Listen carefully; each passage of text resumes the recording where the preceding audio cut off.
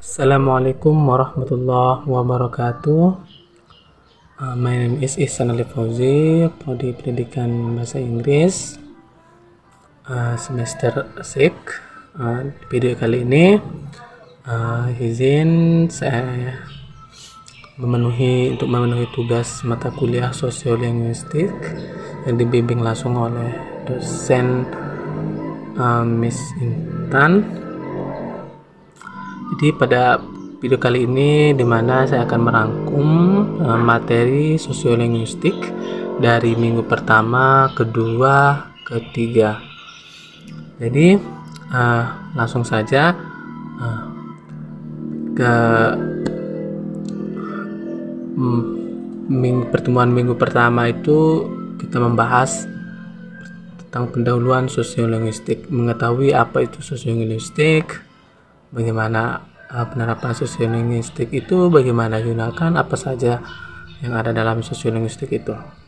Oke, jadi pertama ini kita bahas sosiolinguistik, di mana sosiolinguistik ini adalah cabang ilmu yang mempelajari hubungan antara bahasa dan masyarakat.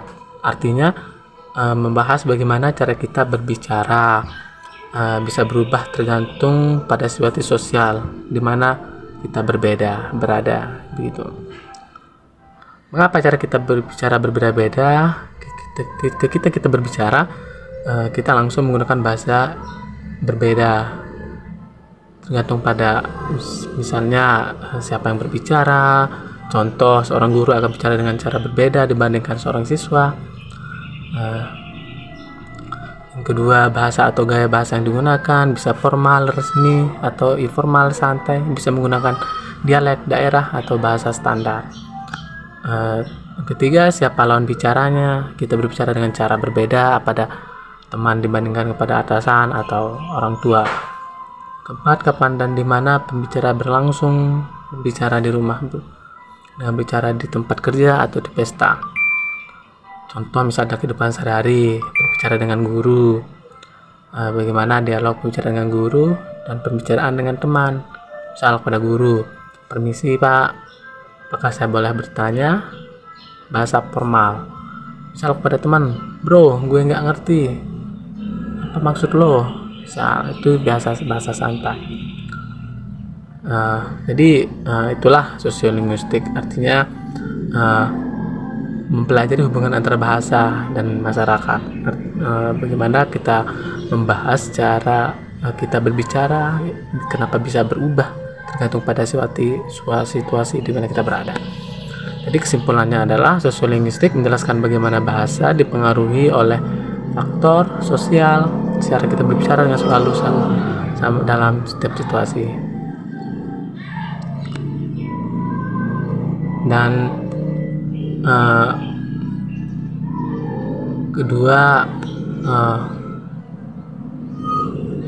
yang kedua adalah perbedaan antara linguistik dan sosiolinguistik. Apa itu linguistik?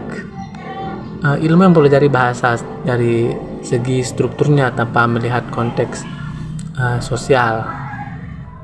Sedangkan sosiolinguistik, ilmu yang mempelajari bagaimana bahasa digunakan dalam kehidupan sosial.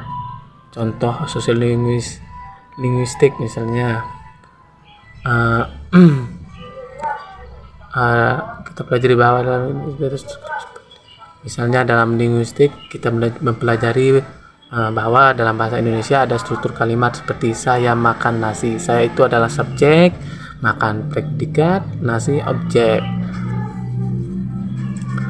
Sedangkan dalam sosiolinguistik kita melihat bagaimana kalimat itu berubah tergantung konteks. Misalnya kepada teman, gue lagi makan nasi nih.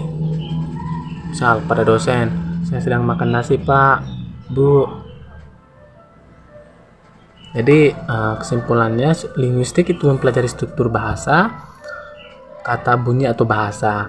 Sedangkan sosiolinguistik itu mempelajari cara menggunakan bahasa dalam masyarakat. Nah, itulah pertemuan pertama kita membahas tentang linguistik, dan tidak hanya tentang sosiolinguistik tapi juga perbedaan antara sosiolinguistik dan linguistik. sudah saya jelaskan tadi. Oke, yang kedua, pertemuan kedua di mana kita sudah mempelajari variasi-variasi dalam bahasa. Variasi dalam bahasa, khususnya sosiolinguistik. Apa itu variasi bahasa? Jadi setiap bahasa itu memiliki variasi. Variasi bahasa muncul karena perbedaan dalam cara bicara seorang berdasarkan daerah, suku, kelompok sosial. Contoh, bahasa Indonesia memiliki banyak dialek seperti bahasa Betawi, bahasa Jawa, bahasa Sumbawa, bahasa Lombok, Sasak. Bahasa Inggris juga memiliki banyak aksen atau dialek seperti aksen Amerika, Inggris, dan Australia. Dan selanjutnya, bagaimana variasi bahasa itu bisa terbentuk? Variasi bahasa itu muncul karena adanya perbedaan dalam pengucapan atau action, kata yang digunakan, kosakata, tata bahasa, struktur bahasa, kalimat, cara berbicara dalam situasi tertentu. Contoh, misalnya di Jakarta orang sering mengatakan lo, gue, gitu. Sedangkan di Jawa orang lebih sering menggunakan kamu dan aku. Kalau di Sumbawa kamu, saya, itu sering digunakan.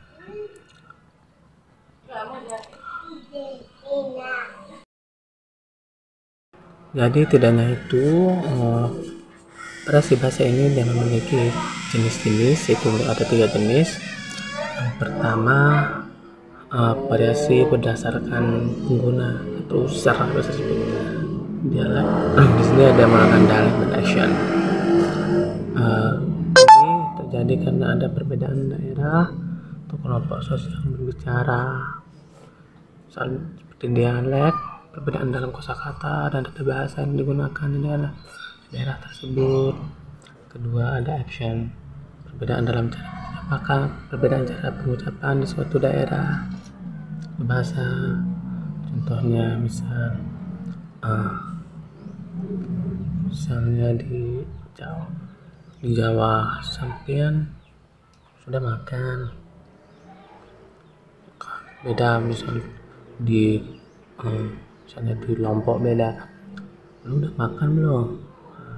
Itulah yang dimaksud dengan dialek.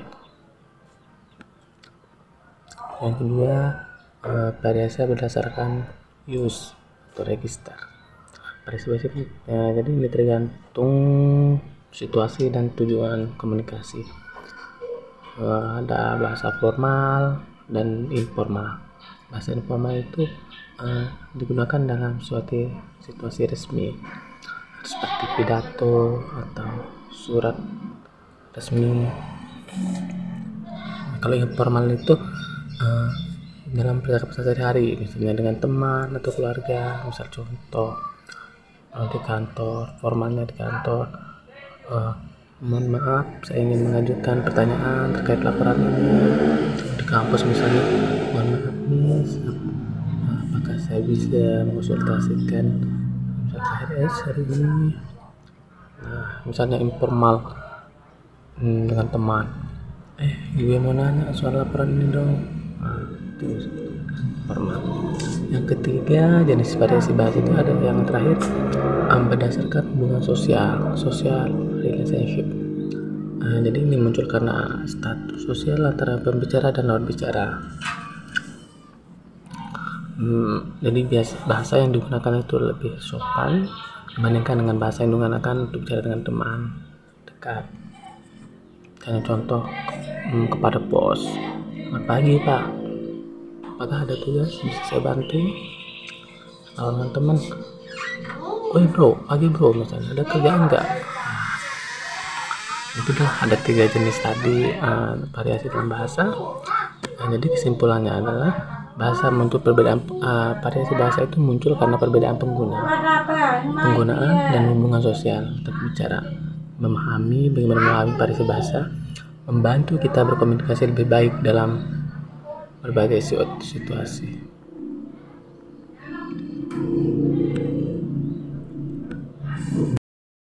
Oke, baik, yang ketiga, pada pertemuan ketiga, di mana kita membahas tentang register. Jadi ini sangat penting sekali dan banyak fungsinya. Jadi apa itu register?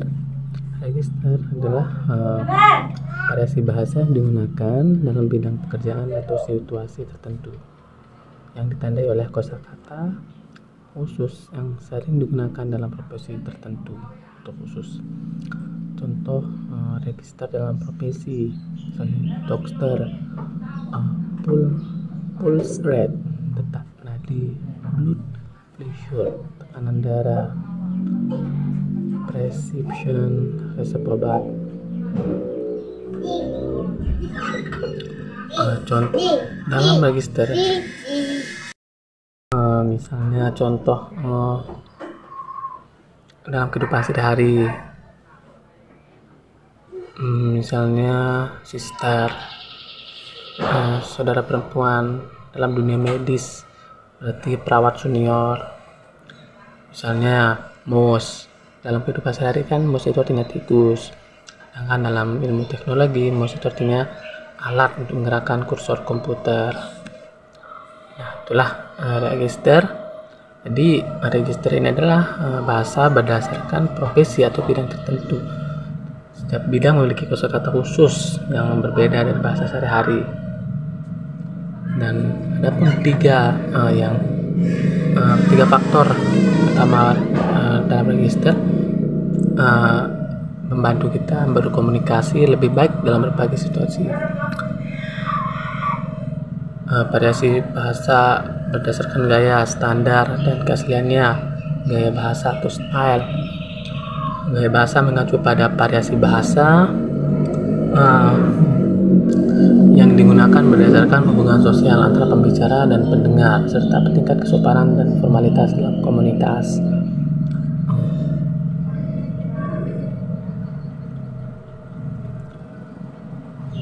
Terus yang kedua ada variasi standar dan non standar dalam bahasa. Bahasa standar, bahasa resmi yang digunakan dalam pendidikan, media, dan pemerintahan. Memiliki kamus, tata bahasa, dan sistem pengucapan yang diatur. Contoh, bahasa Indonesia baku digunakan dalam berita TV dan dokumen resmi. Bahasa Inggris baku digunakan dalam jurnal akademik. Bahasa non standar yang tidak memiliki status hukum dan tidak memiliki aturan baku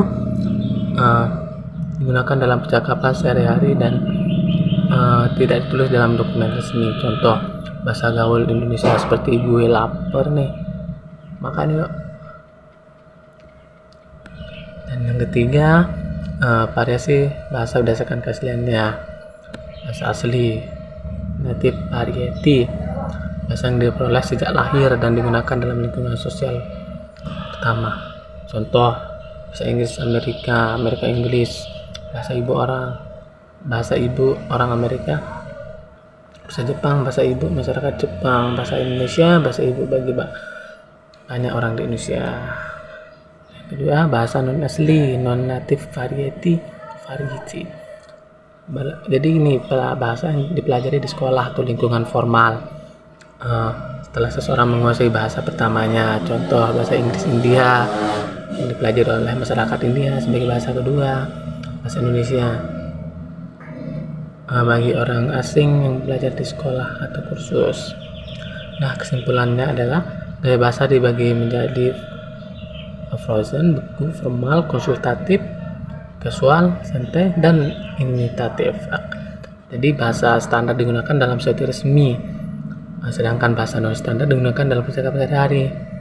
Bahasa asli natif adalah bahasa yang diperoleh sejak kecil, sedangkan bahasa non asli bahasa yang dipelajari secara formal. Jadi setelah kita memahami variasi ini, bantu kita menggunakan bahasa yang lebih tepat dalam berbagai situasi dan profesi.